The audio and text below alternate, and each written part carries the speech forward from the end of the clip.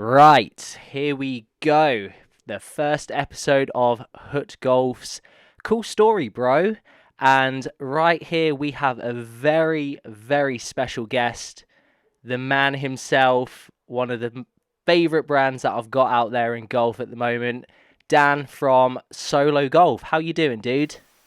Good. That's quite an intro, man. I Oh, appreciate it. dude, I love the Coming from stuff. you. Oh, mate, thank you so much, man. I appreciate that. I appreciate that. No, dude, I've been a huge fan of you guys for ages. So glad that we can get a chance to catch up, talk, catch up properly, and just learn Yeah, about you, learn about the story of Solo, how you got into golf, and yeah. But how's everything going for you and Tess out there at the moment? it's good, man. It's super exciting. We've got a shop. I think you've probably seen us kind of showcasing that from afar. But we've got a cool. I kind of call it more of like a golf boutique where we're trying to introduce, golf in a new way to people. So we've got our brand and everything that we make in there, but we've also got a simulator. We've got a bunch of these really cool brands throughout golf that we really admire that do things kind of that the same way that we do things, whether it's made in America or focus on quality and focus on fabrics and different, things like that, or just really artistic people in the sport. So it's been super fun for us. We opened in the beginning of this summer, and it's been awesome. It's been like a really cool way for us to get our brand kicked off, raise awareness for kind of what we're doing and how we're doing things, and also I'd say just continue to evolve as a brand and introduce our new pieces and stuff. So it's a pretty exciting time for us, to say the least. 100%, man. And honestly, how much work do you get done with having a simulator in the store? Yeah, I'd say like every hour, I'll probably just go and rip a couple shots. You know what I mean? Just because it's like it's a de-stress, you know what I mean? You're able to just to kind of like chill out, just go rip a couple 4 irons. And it's fun because on the simulator, you hit the ball a little extra, you hit the ball a little farther. So, when you start ripping 4 irons, like 240 or like even like 230 or something like that, you feel pretty good about yourself. You're like, all right, let's go back to work now. Oh, that's awesome. That's awesome, man. That's so Yeah. cool. When I saw you guys open up the store and saw the fact that you had a simulator in there, that is unbelievable. And it's yeah, like you said, all the other brands that you have in there, it's a collection of some of your favorite brands, some of my favorite brands. Yeah. You've Yeah. got such a good mix in there, and it's very cool that they've always done the kind of personalization for Solo as well. And it's Yeah. I'm stoked for you guys. The shop looks phenomenal. Hopefully next year when everything calms down, I will get a chance to come out and have a round with you and kick it in the Yeah. store. Looks really cool, man. Looks really good. Yeah, thanks, man. It's fun. It's exciting, and we'll continue to do different pop-ups, across this area. So we're in Boston specifically, in the Boston area. So we'll do, Nice. another pop-up next spring, another pop-up next summer. So that's kind of that's forming that. I guess that's turning into like the form that we will continue to go forward with. It's a way, like I said, like a really unique way for us to interact with our customers, really tell our story in a unique way. I think, just in terms of how we communicate with customers, it's really easy to communicate on, social media and, through the website and stuff. But there's something to still be said about really face to face. And, it's like brick and mortar is going through a time right now where I think it's more evolving than dying. It's just, it's like, what's that going to look like? How's that going to evolve in the future? And we're kind of working through that and trying to provide a way for people to interact with us, interact with the sport in a unique way. And I think that's going to continue to, we'll continue to evolve with that as like the landscape changes. But I think it's also for us such a cool learning experience, as we're starting this brand to kind of have that to grip onto, so it's been pretty cool. Yeah, for sure, man. Oh no, that's awesome. And yeah, we'll get a bit more into the store a bit later on. But best of luck to you with it. And Yeah, thanks, man. to start off, how did you get into golf? Yeah, I grew up in the sport. So I grew up down in Rhode Island, and I grew up on a course. It was called Agawam Hunt.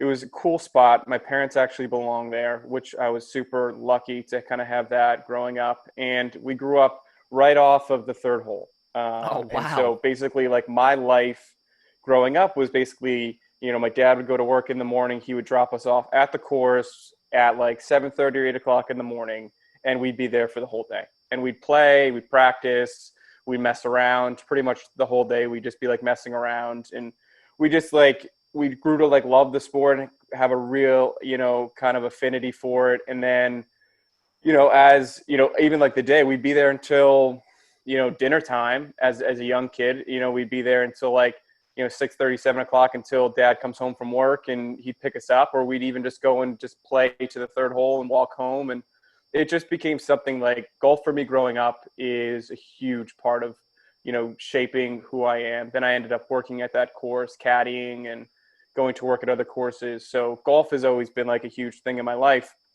And I'd say, like, I always kind of tell people, it's like, if you cut me open, like my insides is basically like, it's either dawn or dusk. I haven't figured out which one it is, but Oh, it's either that's very sunrise or cool. sunset. Just me playing alone. Just the serenity of golf is a huge thing for me. It's like, it's my happy place. It's peace. And yeah, so golf it's been a part of my life for a long time.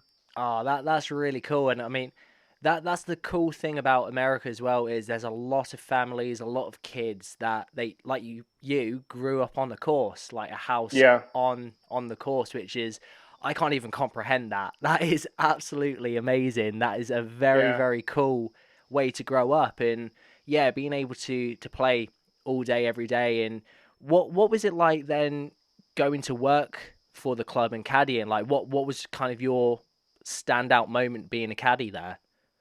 Well, it was kind of like just the evolution of how things work. My parents left the club.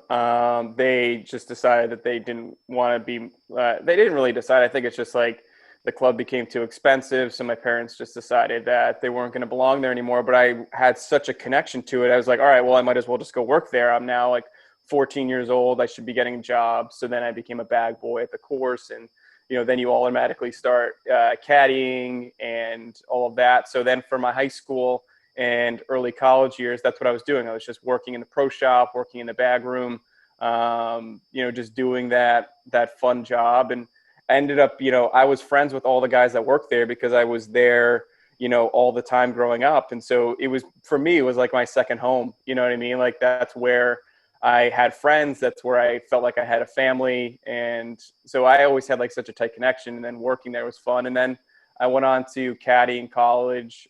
When I got out of college, then I also didn't get a job right away. So I ended up just going to caddying down in Newport, Rhode Island, at a really nice course down there for the summer, which was super fun. And that's kind of like where my caddying ended. And then I ended up going to get a 9 to 5 real job. But it Oh, was cool. amazing.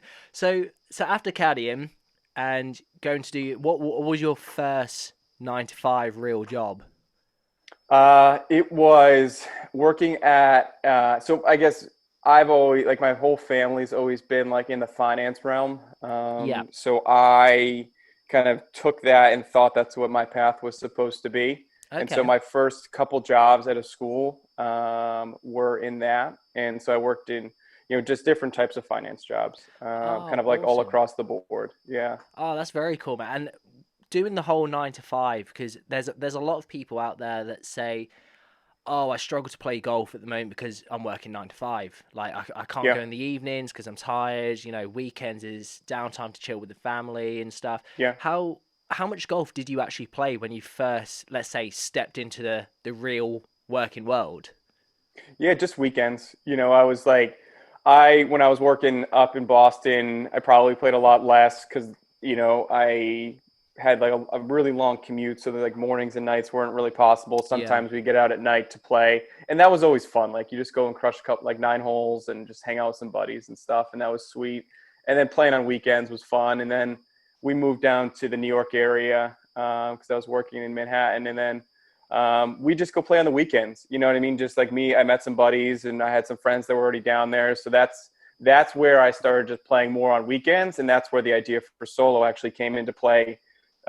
Just like quick little side tangent on that. Like I'd always been like really artistically inclined Yeah. growing up, and kind of found myself in this like monotony of doing like the 9 to 5 and working in finance and not really feeling like I was creatively doing anything with my life. And, I had this moment where there was a recognition that what I wear to play golf is completely unrelated to what I wear, in golf and then outside of golf. So that's where the idea really came to be, where I said, well, why is that? You know what I mean? Like, I love clothes, I love fashion, and I have this, desire to be more creative with my life. Like, why don't I actually just do something about that? And so that was years ago. And the idea for Solo came about years ago, but didn't really happen right away. It kind of took a couple more bumps along the road for me to Yeah, actually, for sure. feel that it's time for me to do something. Oh no, that's awesome. And so originally Solo was kind of an idea that came about with you and some buddies.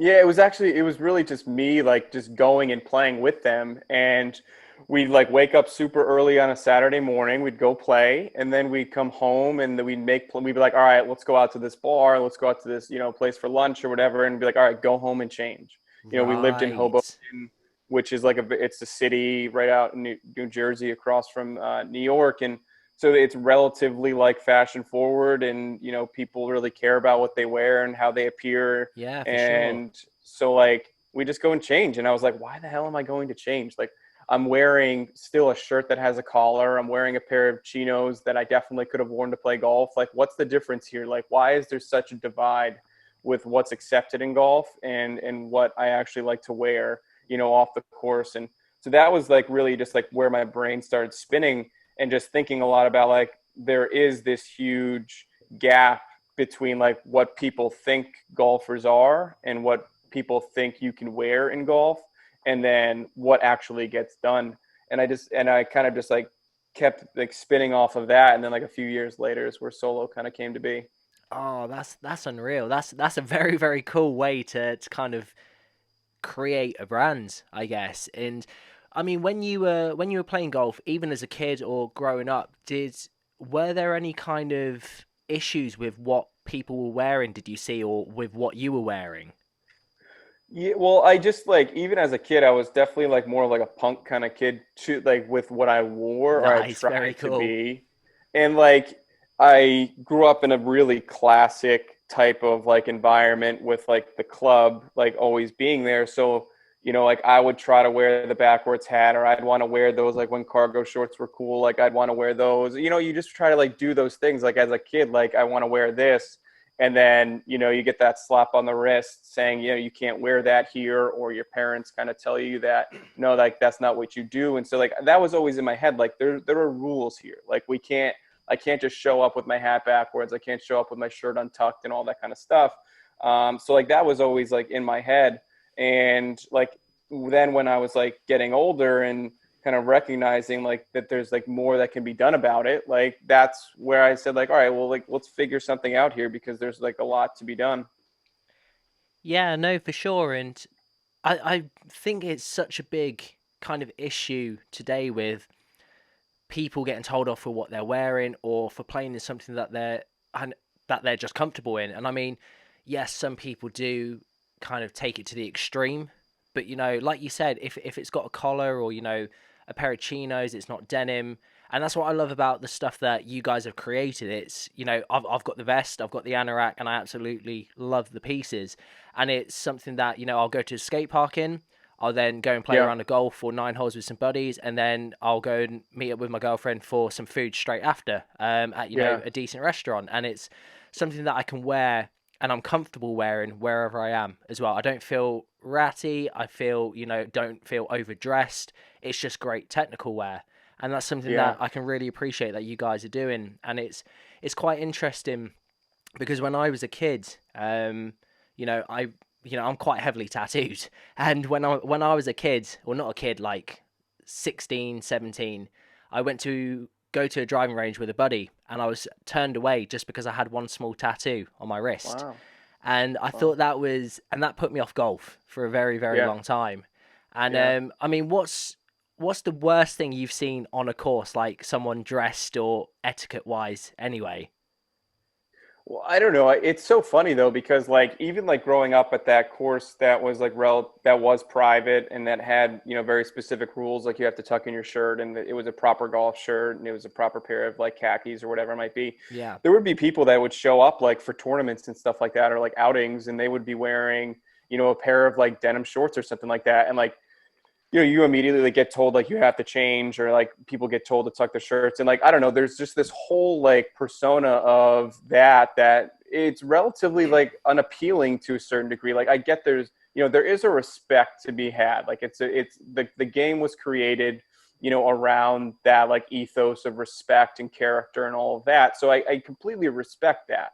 But at the same time, like my biggest thing is like you shouldn't have to leave your style in the parking lot. Like you shouldn't have to leave who you are in the parking lot to do something that you enjoy doing.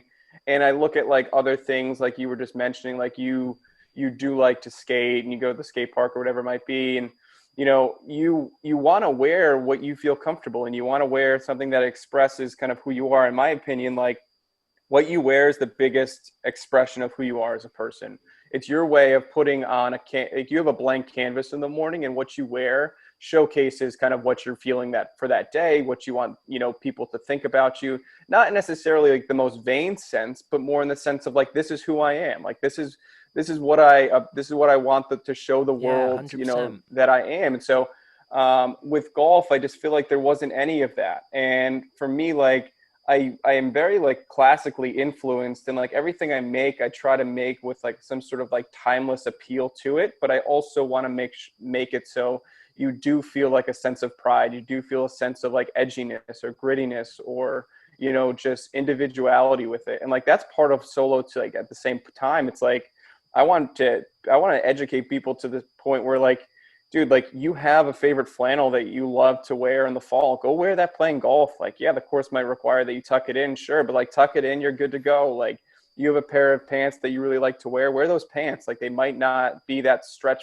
pant that, all the other big box brands are telling you to wear. But like, if you like to wear it, man, just go and rock it. It's like, it's cool. Like you can do what you want to do, throw on that beanie, do whatever, man. And like, that's a huge thing for me. It's like, and then with that, like we have our own style with solo, and like we are going to continue to push that message at the same time. Oh, that's rad, man. That is really, really cool, and it's really refreshing seeing, a lot of brands, not just yourselves, but a lot of brands kind of take on the kind of new era, let's say, of golf, whether it's in fashion, footwear, and Yeah. where do you see golf fashion going, in the future? Yeah, I think like my quick take is that I think golf fashion is probably 5 to 10 years behind what men's wear is off the course. Okay, that's actually a very, very good way to look at it.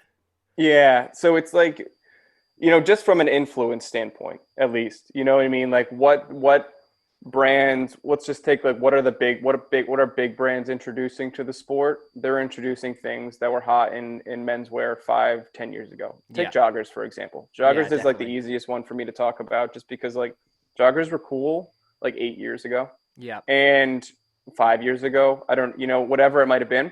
And now joggers are huge in golf. And I'm not saying that joggers are bad. I'm just saying that, if you look at like how things are introduced to the sport, yeah, joggers have been around in golf probably for 3 years or so. So maybe, 8 years ago when joggers came out, like that's the 5 year difference right there. And, it's just like looking at that. So I think we're going to see golf continue to go down this path of trying new things. And to some extent, it starts with the bigger guys. And I say that because they are the ones that if they put something out in the market that's different, let's take Nike's Blade collar. The collar is probably half an inch in height. yeah. It's not big at all. But if they say Tiger Woods can wear that at the Masters, then every golf course across the world is going to most likely say it's acceptable to play in, and you're not going to see somebody turned away for wearing a Blade collar. But if it was a small brand that introduced that, people are going to say that, that's not something that's acceptable on this course. So there's a weird kind of like dynamic there where the big guys have to say it's appropriate.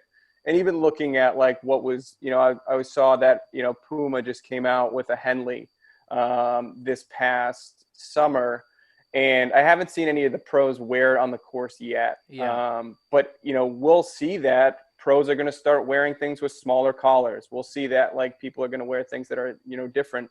And you look at like women can wear nice shirts that have a really small mock collar.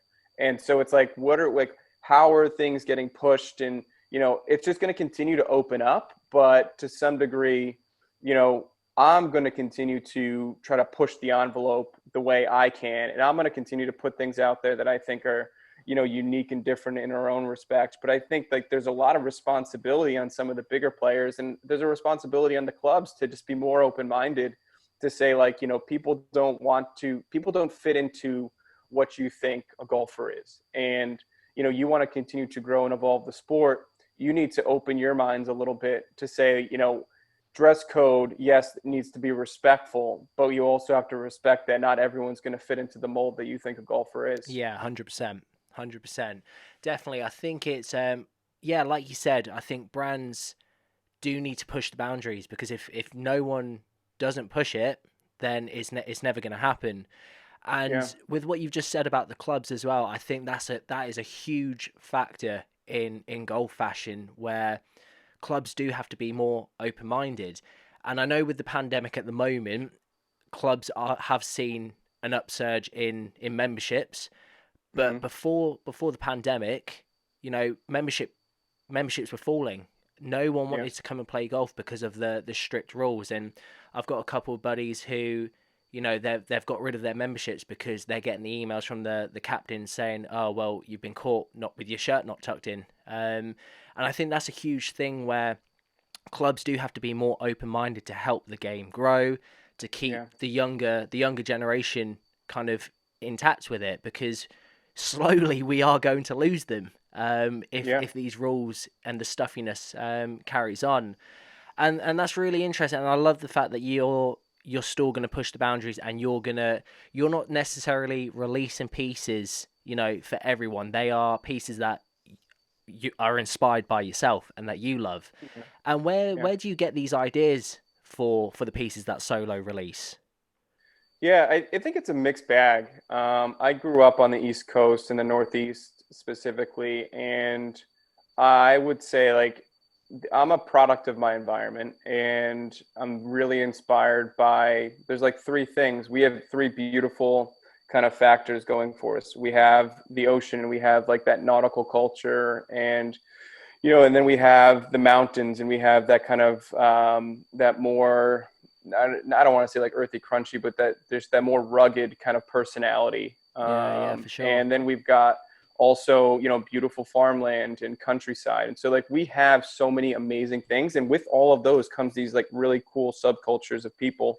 So like I feel lucky and fortunate to like have grown up in like such a place where, I get influenced by like anything around me. I get influenced by things that, I think there's always an element to me of like grittiness that I like to bring in all of my pieces, and that we try to bring, out to the market. And so that's always going to be a constant. But like I said, like I always want things to be timeless too. Like I don't want like, not only from an aesthetic perspective, but also like I want you to be able to wear our shirts for 10 years. I want it to be the shirt that fits well now, fits in now, and will be the same in the future. And the quality to me is super important. That's why it took me a while to, kind of come out with what we're doing. And that's why we're releasing things so slowly, is we don't want to just, come out with tons of pieces and just say like, this is who we are. We like to really take our time. Like the vest is my favorite piece that we've come out with. And I love all my pieces, obviously, but like I think the vest shows who we are so well. It shows the quality that we care about. It shows, the aesthetic that we're going for. It shows like the masculinity. It shows the grittiness, the sporty, all those different elements. And, that's like what we're really going for. Like I think like at the same time, like I want everyone, like, since we just make men's clothes, I want each guy that wears our stuff to actually feel like he's like a pretty cool dude when he wears it. And like, that's a huge part of it for me. Like, I don't want it to ever feel like they're fitting in a box. Like, they can match it with anything that they like to wear. And like, that's a huge part of it as well.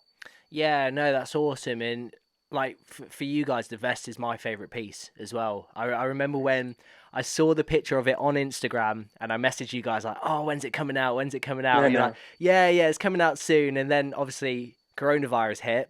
I Yeah, remember still I was that guy that kept pestering you saying, "When's the vest coming out? When's the vest?" And I it know. finally, as soon as that launched, that was straight in my basket, and I Yeah. absolutely love the vest. It lives in my car because Yeah. if it starts raining or it's a little bit colder, especially coming into fall here at the moment, it's always in my Hmm. car. It's always ready to go, and that is the one piece that I will always have with me wherever I go. I absolutely love it. The quality is unreal, and it's the DWR coating as well. It's an absolute lifesaver with it. And Yeah. when you were designing the vest, there's some really cool features like the scorecard pocket at the back, the way it fits. What made you want to put a hood on the vest? Yeah, I always like adding hoods to things. I like adding hoods and I like adding pockets. Yeah, I think it like adds just like a unique element that you won't especially find in golf very often. And like one of the bigger things with the vest too is the neckline. I like the way something like fits on your shoulders and the way something sits on your neck. Really, it creates like a huge. It just creates like a really different image, depending on how you make it. yeah, for And sure. so like having a high structured neckline like gives it like a real masculine kind of look. Giving it a hood gives it a sporty feel to it. And like all of those things combined just creates this really like cool, in my mind, kind of like image. And so like there's a lot of elements of it that were like, fit is super important too. Like there are certain elements, like I was a vest guy. I've been a vest guy for a long time, Yeah, and I wore a vest every single day. You know what I mean? Even because like you work in an office and there's air conditioning on and it's like 65 degrees in the office, like you're wearing a sweater, you're wearing a vest or something like that. So I've been a vest guy forever, and I just found that every vest was the same. You know yeah, what I mean? It was either fleece, or it was merino, or it was like some sort of nylon, and they all kind of did the same thing, felt the same way, and they didn't really provide like any sort of kind of excitement about them. So like we wanted to do something that was unique. And it's not like, it's a lot of people will even say like it doesn't look like a golf vest, or it doesn't look like what golf clothing is. And like that's exactly the point. Like it doesn't have to look like anything. Like we're just making clothes, and we focus on clothing, and we focus on making really awesome pieces, and then it fits into golf. It's in the ethos of golf. yeah, 100%. And that was the one thing that drew me to the vest was the fact that it had a hood on it. Yeah. And like you, I love, especially in the fall, I love wearing a vest for golf. And I had the Ralph Lauren RLX vest. And again, great product, but Yeah. missing a hood. Missing a Yeah. hood. And there's nothing worse than being caught in the rain mid round, don't have an umbrella, don't have a hood. Your baseball cap is it's not going to keep you dry. Definitely not. So Yeah. having that hood is unbelievable. And I mean, how's the vest doing for you guys? Because you've got in three colors, and Yeah. what's the best selling colorway for you guys at the moment? We've sold out pretty much of everything in the sky color. So that color really moved pretty quickly, which is exciting. And so that is probably our best color. And then black and navy both do really well. Yeah, for sure. And I'm working on some really unique colorways, because the vest is going to be a staple Yeah, for yeah, us. for It's sure. always we're going to continue to evolve and continue to make it better and better and better. And so next spring we'll be coming out with new vests and really unique colors, really unique combinations of colors, and different trimming and things like that. So it's going to be fun. And even like you were saying with the vests in the rain, like I also think just when you put a hood on something, even if it's not raining, it gives it an element that is just a little more sporty. And I think Yeah, a lot of guys like that, yeah. It just looks so much cooler with a hood Yeah. on. And yeah, no, I absolutely love the stuff in. So when you first got the idea of Solo, how many years did it take for you to kind of properly start up, I guess, then and launch the first product? 3 to 4 years. 3 to 4 years. So it was in the pipeline for about 3 to 4 years, getting everything all kind of sorted. Yeah, yeah. So we make everything from scratch, Oh wow. which I think is unique because there's a lot that goes into it. And so coming from a background that wasn't in apparel, wasn't in design, it like designing, just let's say, just like actually like sketching something out and designing something I think it came to me relatively quickly. I knew what I wanted to make. I knew, how to draw it out. I was able to kind of get ways to, do like the computer designs and, all of that kind of stuff. And so that all kind of came quickly. But what takes forever is actually making a garment. You know what I mean? You should have seen the iterations of this vest. It was brutal. And, whether it's like, I remember one of the first samples that back was it probably went up to my belly button. Like it was Wow. awful. It was horrifically made. And so like that's what takes so long when you're really doing a true cut and sew is like really understanding how that gets done, how to communicate to the sewers, how to communicate to the pattern makers and the factories. That takes time. That takes effort. That takes a lot of learning. And I am by no means perfect at it at all. But right now, at least I have enough knowledge after these 3 or 4 years of just being immersed in this world of, how to properly make a garment, or I at least know people that can properly make the garment. And that takes a long time. And so like, I think, within golf, like it's really energizing to me that we're one of a few brands that are new to the sport that are truly doing this real cut and sew model where we make everything from scratch. And that's really important to me. Like I want to continue to go down that path and really focus on quality first. Like, you know, like we're a clothing brand. Like our thing that we do is clothing. So we need to take that as seriously as we possibly can and focus on the quality and focus on how we're making it. For me, a big thing is where we source our fabrics from, where we source our trim from, where are we making our pieces? Is that like, what is that factory? We make everything in America, but even making everything in America, we need to also focus on like, what are the ethical standards that factory kind of abides by, Yeah. and making sure that it's honest wages for those employees and those sewers, and being able to see that and understand that and feel that.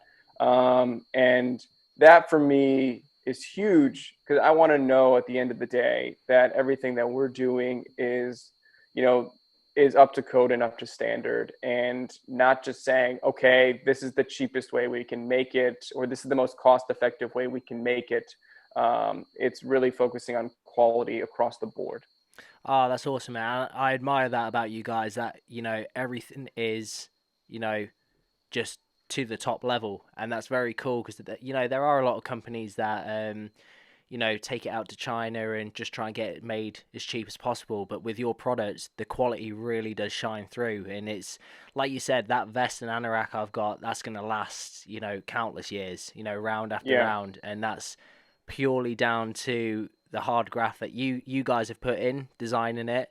The design is flawless, and the final product that the guys are making, it's absolutely unbelievable product. Thank you, man.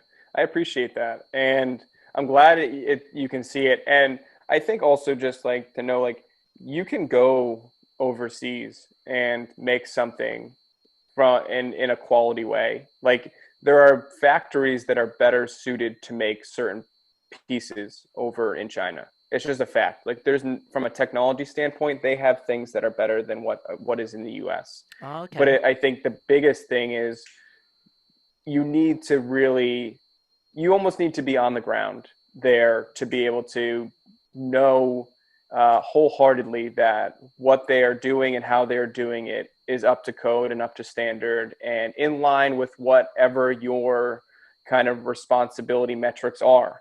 And so like I know some, brands that are producing overseas, and I know that they've been lucky enough to find really good factories. And I think, you know, I think it's just important to also note that like there are really, you know, ethical and appropriate ways to do things overseas. But for us, we're here in the US. We support, you know, the economy here, and we support the people here, and we want to continue to make here. And like that's a lot of the reasons why we do it.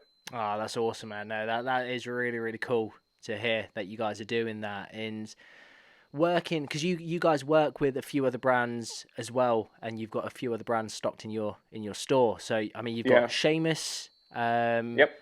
push cut head covers, which Mm-hmm. are awesome. I've got one of his head covers, and he's an absolute wizard with it. Yeah, he's the What other man. brands do you have in the store at the moment? Yeah, so we've got, like you said, so we have Seamus, and we really love them. Pushcut. We did some leather head covers with Winston, who does really, really awesome work. Oh yeah, nice. And then we also, one thing I do love about our shop is we have a lot of Lion Loft stuff. So Yeah. Luke down in North Carolina does some really cool stuff from the art side and with the prints. And so I really like what he does. I think it's got a real modern aesthetic to it, and it matches kind of our store and what we're trying to do really, really well. So those are really awesome. And then, so from an apparel standpoint, though, it's all us. Yeah. And then, like those are the brands that we do for head covers or any sort of like other Accessories artwork and and stuff. stuff. Yeah. Yeah, and then we do some, you know, what my wife loves to. So my wife Tess, who is my business partner, and she loves to just do different like knickknacks supporting different small businesses, whether it's candles or, you know, other things like Oh, that, that's like very getting cool. custom like scents of like, you know, Fairway, Morning Dew, you know, you name it, just like trying to do like really cool things, you know, within golf. So all that stuff is really fun. And then we also, from a women's side, we do have one other thing besides our apparel for women, which is a Bendroth. So our good friend Emily Farrell's got a really cool women's pant brand, and so we have her stuff, which is pretty awesome as well. Oh, that's awesome, man. That's very cool that you've all kind of come together and you're all helping each other out, which is awesome. And oh, dude, I just want to come to the store. The store looks unbelievable. It looks really, Yeah, really man. cool, and Thank you. it's amazing that how was it open up? Because how long you guys been open now? We opened June 20th, June so 20th. Father's Day weekend. Yeah, and Yeah. how was that getting everything? Because you guys were sorting everything out and doing the build. As Mhm. kind was lockdown eased where you were, or was it still going on? Yeah. So we were supposed to open right, I think, end of March or early April Yeah. was when we were supposed to open. Because of COVID, that was pushed. And then we ended up changing locations, and we ended up, yeah, opening was June 20th. But it was funny because like it was, I forget what phase it was for COVID, you know, but like maybe like phase two or phase three. So there were so many restrictions on how many people you could have in the store, and you know, all that kind of stuff. And all of that stuff kind of does still exist to a certain degree. It's just we're farther along in the process, which is nice. It was interesting. We ended up, it was funny because we got the keys to the property on June 12th, I think it was, or 13th, and then we had 1 week to build the shop. No way, Um, 1 week. yeah, so it was pretty wild. We went. So that's, I guess, the good thing about you know, Tess and I is like the one thing I'll give her this credit. I won't give myself credit. Like we work, or she works really fast. Yeah. We had everything ready to go. We knew exactly where things were going to go, how, if we needed to reconfigure a wall, how we were going to do that, you know, keeping that project to one day, you know, whether it was like touch ups, painting, all that kind of stuff. That all, like, it was done really, really fast.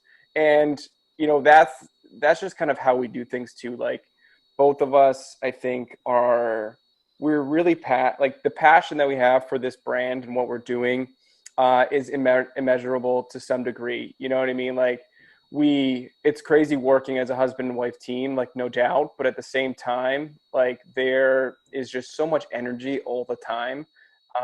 There's frustrations at time. There's all that kind of stuff. But like we go pretty hard at it, and I don't think we would be able to be where we are today if we didn't kind of have each other, but also both having like a burning desire deep down to want to see this through, want to see it be successful, not just monetarily.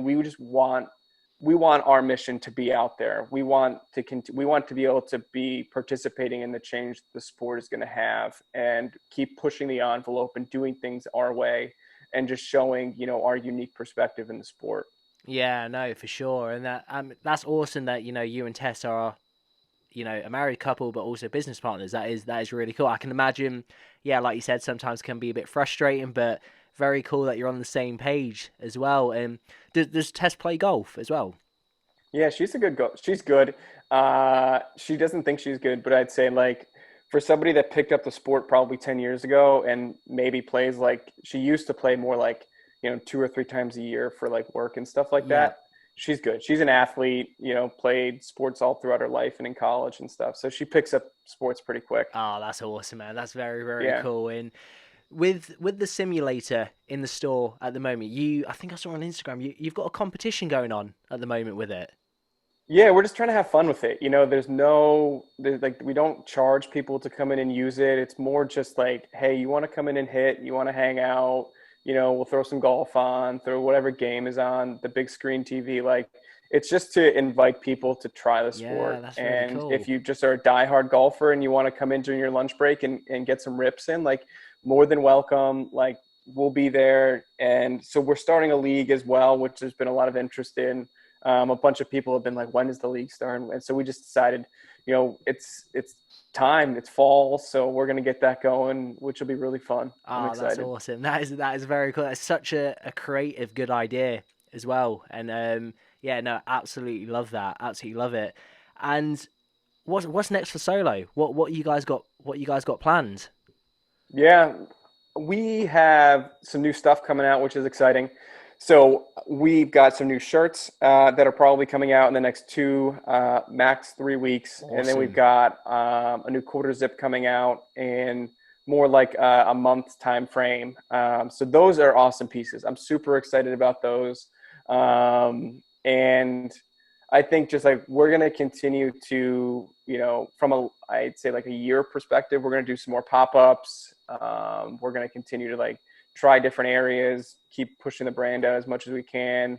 And, I think it's just like, everything changes like day to day Yeah, at the same definitely. time. Like I was just like getting Tess was just like, rapid firing text all, caffeinated up this morning. And just like, like things change every second. Like I Yeah. have no idea sometimes what's going on, which is funny. She's the business mind, and then I get to be the creative mind, which is fun. Oh, dude, that's a good partnership right there. That is a very, very good partnership, and I'm excited to see where Solo goes. I've been a big fan since part of the start, and I first discovered the brand on Instagram with Matty in the anorak, and I saw a Oh picture yeah, of him wearing it with the hat as well. And I was like, that is what golf needs. That anorak is definitely what golf needs. And yeah, pulled the trigger on it a couple weeks ago, and despite COVID, still got here in relatively good time. And yeah, I was out playing golf with some of the Manners guys last week, and it saved me up in the rain. England, you get awesome. a lot of rain, so Yeah. yeah, it does the job. And again, the quality is unreal, and I'm stoked to see that it's going really well for you guys. And big love to you and Tess. You guys are absolutely killing it. And I mean, talk to the people. Where can they come in and get some of this stuff? So just, we've got our website, sologolfco.com. So we've got everything up there. And then if you're in the Boston area, you're in New England, you're passing through, like come to the shop, hang, get some get some rips in. There's music playing. There's always a vibe going on. And, it's a cool spot. And yeah, I'd say, just we're going to continue to keep pushing the envelope on our end. I think what we've got coming out this fall is like, it's super in line with what we've been doing. And, I'm actually pretty excited about some new stuff in the works. We're trying to do some different special projects that are really pushing the envelope, which is cool. That sounds And like, they're very just like in the exciting. infancy stage right now, but like, Yeah, I think like golf needs some new stuff from a clothing standpoint, and so we're going to continue to kind of be pushing that and doing our own twist and perspective on it, and yeah, so it'll be fun. Yeah, 100%. And golf does need that push. It needs to, it's a cool sport and it's just not seen as a cool sport. And I think Yeah, with the likes of you guys, with the threads that you're coming out with, it's something that it is going to be a staple in the industry in a couple of years' time. I can see it now. Solo is going to be on a lot of people, which is awesome. And I've got a lot of love for you guys. I'm always down to help push the brand as much as I can. And thank you, man. what's next for you, Dan? What's next on your golfing agenda? I'm not. I play like every other week right now. I'd like to play more. It's just with the store and a Oh, job and all it's that kind of stuff. crazy, isn't it? Yeah, And we've got two young kids as well. We've got two kids under 3, oh wow, takes a which lot is of pretty time. crazy. Yeah, so I think what's on my golfing agenda is probably just like squeezing in more nines before work or after work, and so I've got a couple bucket list courses. Like I really want to make a trip out west. I Yeah, want to get up to Bandon.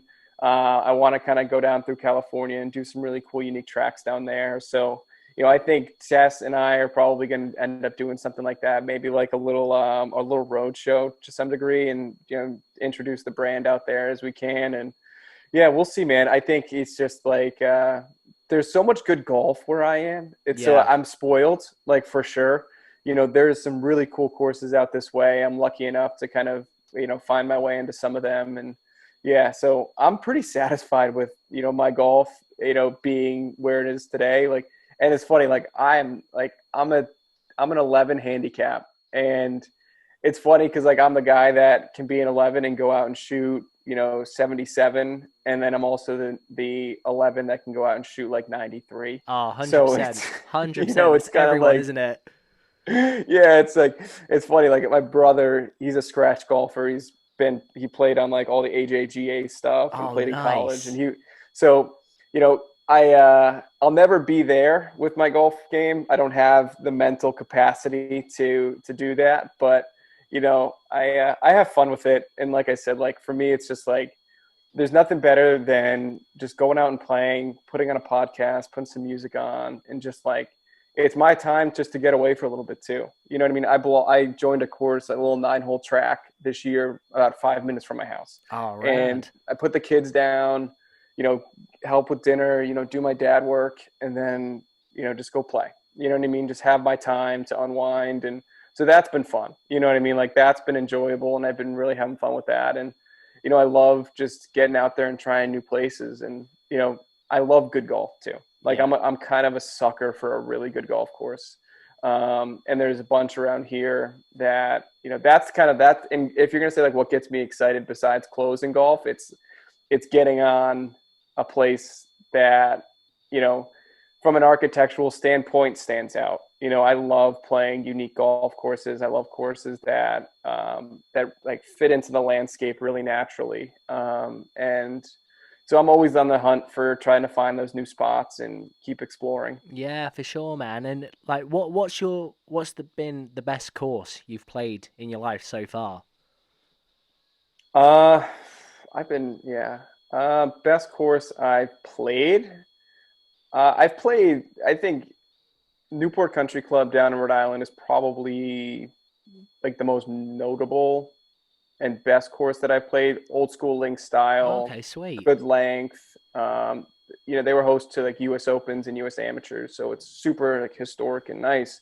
But at the same time, like it's a cool place as well. Yeah. It's got like a really unique vibe to it, and you do feel like you're walking on ground where really amazing people have been before. And so that's really cool. And locally where I am here, I'd say my favorite course in this area would be Boston Golf Club.